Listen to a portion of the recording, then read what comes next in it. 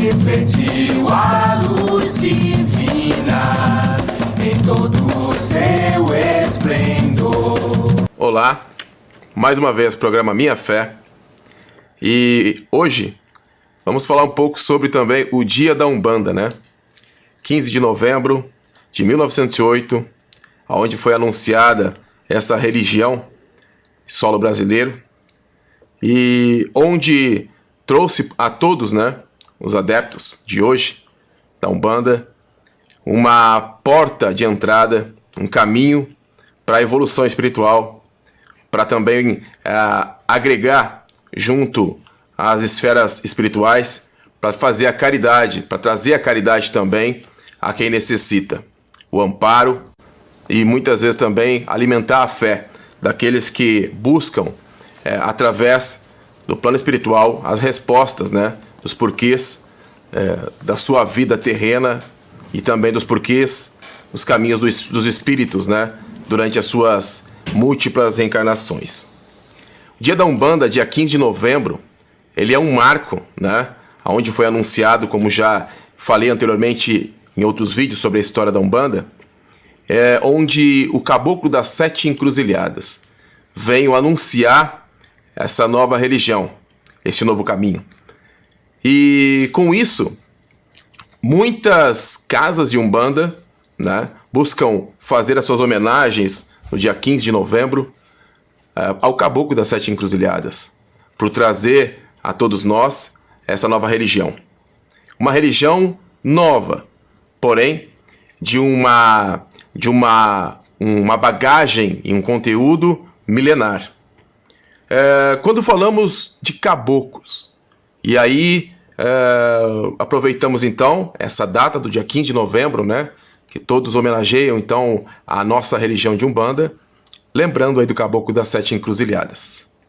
O Caboclo das Sete Encruzilhadas foi, né, numa de suas reencarnações, um frei, né, Gabriel Malagrida, que foi queimado aí na fogueira da Inquisição, acusado de bruxaria, feitiçaria. Com isso, nos traz aí uma reflexão, né, de tantos males e tantas outras pessoas, né, de tantas outras pessoas importantes que também foram levadas aí à fogueira da Inquisição.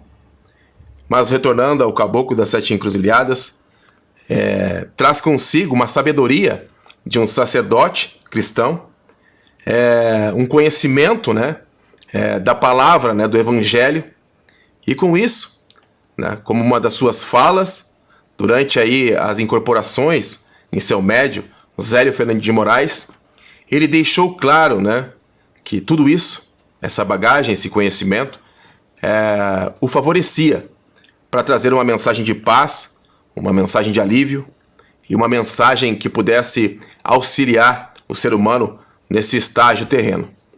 E foi através da Umbanda que ele professou, né, essa missão junto ao seu médium, né, Zélio Fernandes de Moraes. Voltando então, Caboclo das Sete Encruzilhadas. Teve então uma das suas reencarnações, né, como um frei, né, Gabriel Malagrida, mas também, como ele mesmo colocou, teve uma das suas outras reencarnações, né, o privilégio, como ele mesmo falava, de vir como um índio, né, em terras brasileiras. E com isso, um grande legado, né, trouxe para a Umbanda do conhecimento, né, indígena, né, do conhecimento da natureza, das folhas, das ervas, e também magístico, né, no qual a fé, né, imperava através do conhecimento da magia que estava por trás de todos os elementos expostos na natureza. Toda essa bagagem, como eu já falei, trouxe para a Umbanda um acréscimo de energias, de ensinamentos a todos os que professam a fé umbandista. Caboclo das Sete Encruzilhadas também teve outras reencarnações, né?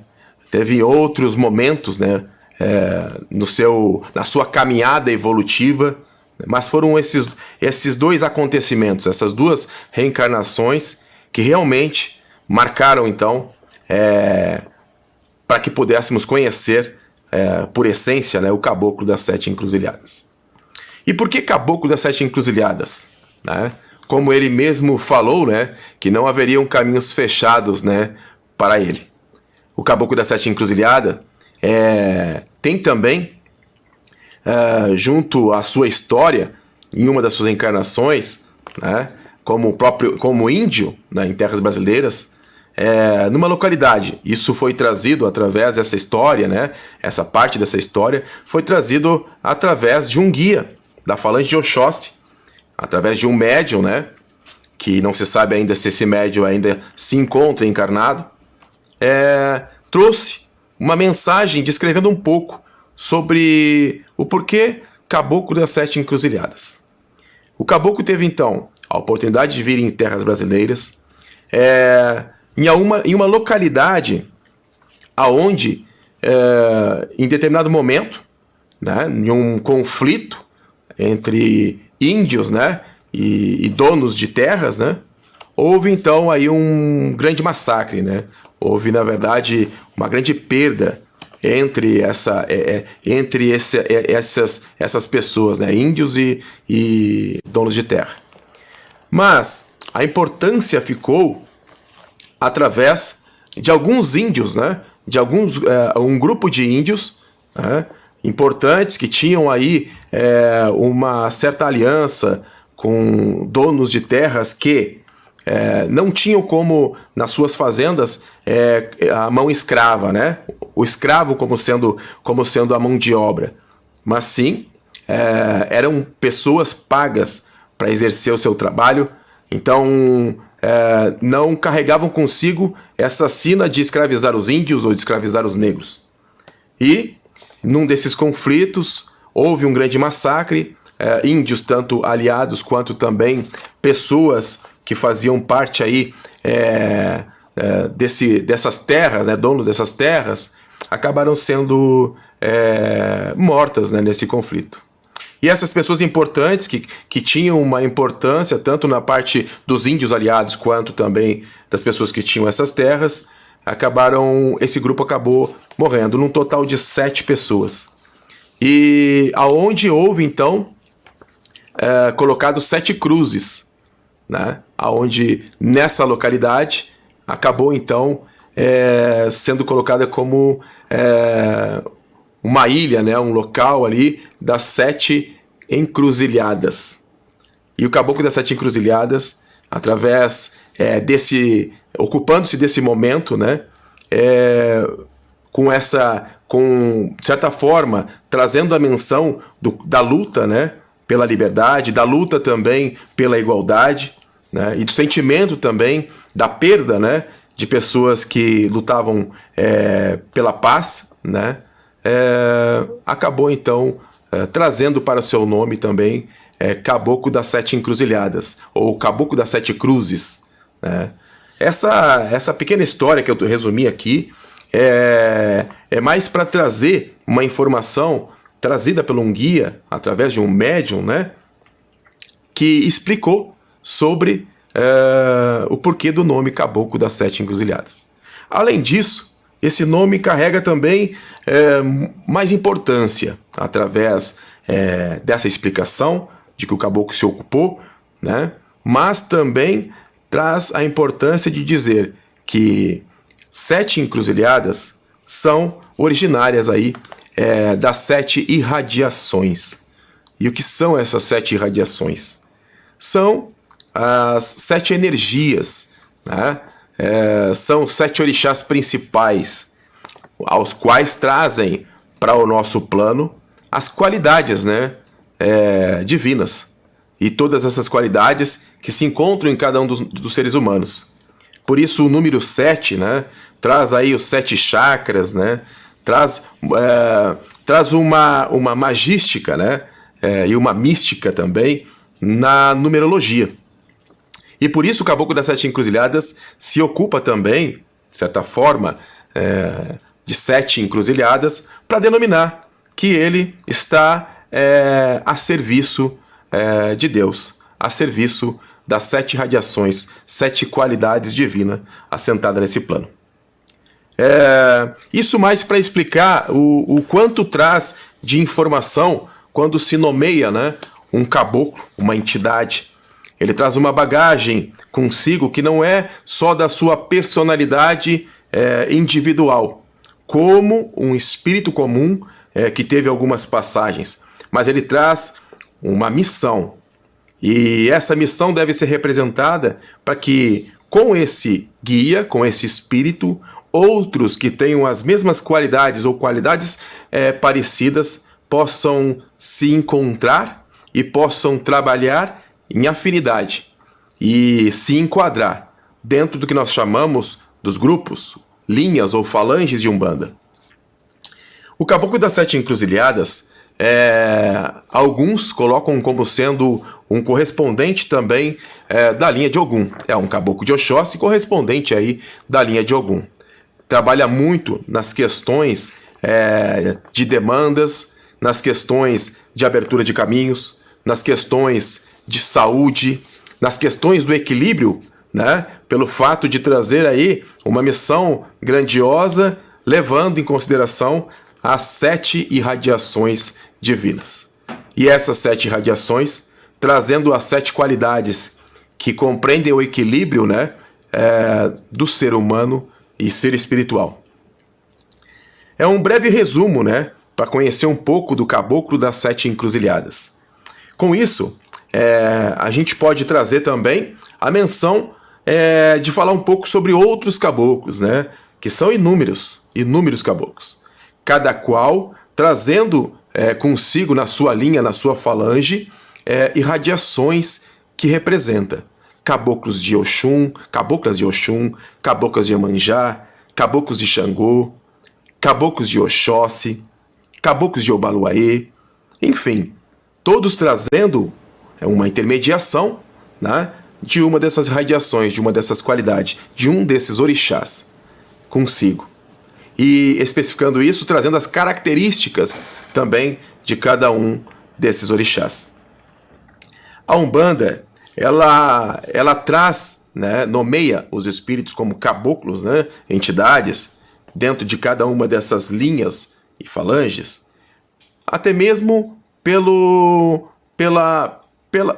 por colocar, né, o nome Caboclo das 7 Encruzilhadas como sendo aí o anunciador dessa religião. Todos os outros guias, né, se nomeiam como caboclo inicialmente, e trazendo depois, então, a nomeação da sua irradiação.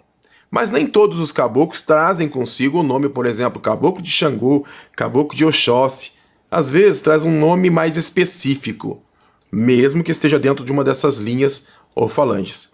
E a gente pode nomear vários caboclos.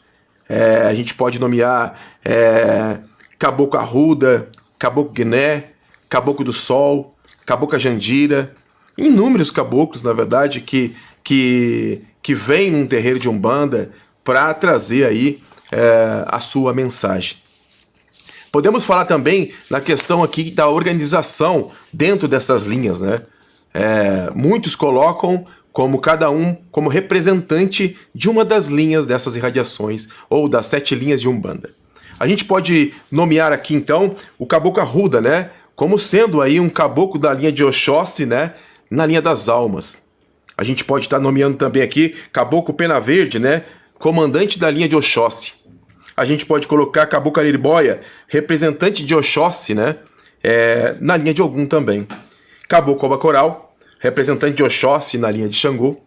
Caboclo Guiné, representante de Oxóssi na linha de Beje. E Caboclo Jurema, representante de Oxóssi na linha das senhoras ou das mães. Caboclo Pena Branca, representante na linha de Oxalá. Dentro dessas linhas, inúmeros caboclos, inúmeras nomeações existem, né? E todos eles trazem consigo uma essência, uma história vivida de algumas das suas encarnações. Esses caboclos têm cada uma história individual, como eu brevemente coloquei aqui, simplifiquei uma história do Caboclo das Sete Encruzilhadas, mas cada caboclo tem a sua história individual. E existem diversos guias espirituais, né, espíritos de Umbanda, que vêm com o nome de Caboclo das Sete Encruzilhadas. E não são todos o mesmo Caboclo das Sete Encruzilhadas que veio, anunciou a religião de Umbanda através do seu médium, né, Zélio Fernandes de Moraes. Não. Os que levam esse nome, né, os que levam, na verdade, essa nomeação, trazem as características, né, do Caboclo das Sete Encruzilhadas. Trazem, na verdade, as qualidades desse Caboclo das Sete Encruzilhadas. Mas cada um tem a sua história individual. Muitos não foram freis, como no caso do Caboclo das Sete Encruzilhadas. Muitos tiveram outras encarnações, outras funções, mas se encaixaram dentro da irradiação correspondente ou das características correspondentes, né, ao Caboclo Anunciador, Caboclo das Sete Encruzilhadas. Assim, também existem inúmeros caboclos, né, da linha de Xangô. Cada um desses caboclos também com uma história particular. Com isso, quando se ouve falar que existe uma pessoa que recebe um caboclo, Caboclo das Sete Encruzilhadas em um terreiro, no exemplo, né, no Rio Grande do Sul, e uma pessoa no mesmo momento que recebe um caboclo também em São Paulo. Não é o mesmo caboclo. São irmãos de falange, irmãos de linha. São espíritos afins com o mesmo objetivo. E então por isso que a gente pode dizer que podem existir inúmeros, né, caboclos que levam o nome de Caboclo das Sete Encruzilhadas. Obviamente que existe aí uma hierarquia evolutiva, né, dentro não só da linha dos caboclos, né, mas para todos os espíritos. E essa hierarquia, ela não vem sendo anunciada pelo caboclo num trabalho de Umbanda. Ele não vem trazendo a menção de ser chefe de falange ou chefe de uma linha, né? Quando o caboclo vem a um terreiro de Umbanda, muitas vezes nem dá o seu nome de imediato, porque a missão principal do caboclo é fazer o bem, cumprir a sua missão, contribuir, né, para que possa trazer o alento a quem precisa. E é isso a grande missão de um guia espiritual de Umbanda. Nome, para eles, é só apenas um nome. Então, nem sempre eles vêm anunciando e muito menos se dizendo chefe, se dizendo rei, se dizendo com um status social para se apresentar como sendo mais, né, de que outros. Ou como sendo o verdadeiro guia. Quando existe isso, muitas vezes acabamos compreendendo que existe aí a vaidade mais do médium do que outra coisa. Um caboclo de verdade traz consigo a humildade, a simplicidade e o trabalho. E nisso, ao momento que ele chega a anunciar o seu nome, muitas vezes é feito através do que chamamos de ponto riscado, com pemba, né? Uma grafia que traz a identidade, que traz os elementos que ele manipula, que traz as informações a qual irradiação ele representa, que traz ali a sua assinatura. E é isso que é o mais importante para um guia espiritual de Umbanda. O seu nome através dessa grafia, né, magística que realizada através de um elemento físico e plasmada depois no espiritual, que abre portas, né? Que abre portais de energias no local onde essa assinatura é feita. Cada caboclo, mesmo cada um deles estando encaixado dentro de uma dessas irradiações, estando próximo de um desses orixás, traz também cores específicas, cores vibratórias que representam a sua linha de origem. Cada caboclo traz consigo também ervas específicas, ervas e composições de ervas para o seu trabalho, ao qual recomenda muitas vezes às pessoas que precisam de auxílio algum composto de ervas, que chamamos muitas vezes de banho de ervas, ou amaci, o qual o amaci, nessa segunda nomenclatura, está relacionado a um composto de ervas que é colocado sobre o ori da pessoa. O que seria o ori da pessoa? Né? Seria então um dos chakras, né, da coroa, o qual esse vai magnetizar essa antena vibratória que se encontra acima da nossa cabeça, vai magnetizar aí, oportunizar, através de uma ação física e espiritual, né, na composição das ervas relacionadas pelo caboclo e maceradas por esse caboclo, muitas vezes, vai receber aí uma ação espiritual, para que o nosso corpo físico, junto ao nosso corpo espiritual, reconheça aquela energia. E sobre a responsabilidade do guia, desse caboclo, que realizou esse amaci. Então, cada caboclo tem um conhecimento sobre as ervas, a qual é como se fosse um remédio, uma composição que ele conhece, os seus efeitos no corpo espiritual e físico das pessoas, efeitos também colaterais, no qual muitas vezes não se recomenda, né? E por isso o conhecimento sobre isso vem muito do plano espiritual para nós encarnados, para que possamos realmente ter uma ação espiritual através dos banhos e através dos amacis. Bom, chegando aqui, né, ao final desse programa, gostaria de salientar a importância desses caboclos, né? E da importância de se manter vivo, né? Nomes de caboclos antigos, que muitas vezes acabam sendo esquecidos pela falta da compreensão humana de não querer buscar um nome conhecido, mas se deixar ao momento que o caboclo deve se anunciar, o momento que ele é chamado para fazer a sua grafia, o seu ponto riscado, de uma forma que ele possa trazer com a essência o nome real da sua linha, dos elementos que ele manipula. E nem sempre os mais conhecidos nomes revelam, né, originalmente o caboclo, né, que a pessoa realmente trabalha. Muitas vezes, quando médiuns querem nomes conhecidos, acabam os guias, né, com nomes muitas vezes muito mais antigos, muito mais rústicos, se deixando se chamar por caboclos de Oxóssi, né, mais comuns de se compreender, se deixando chamar por caboclos de Xangô, porque a missão deles é uma só. A missão é fazer a caridade. Então, nós umbandistas temos sempre que agradecer a todos os guias espirituais de Umbanda e principalmente, né, a todos os caboclos e caboclas de Umbanda, em nome, né, através do nome do Caboclo das Sete Encruzilhadas, o anunciador aí da religião de Umbanda. Então, no dia 15 de novembro, né, do mês de novembro, que todos umbandistas possam sempre lembrar que é um momento de agradecimento pela oportunidade dada, pelo pontapé inicial dado por um caboclo, humilde, mas trabalhador.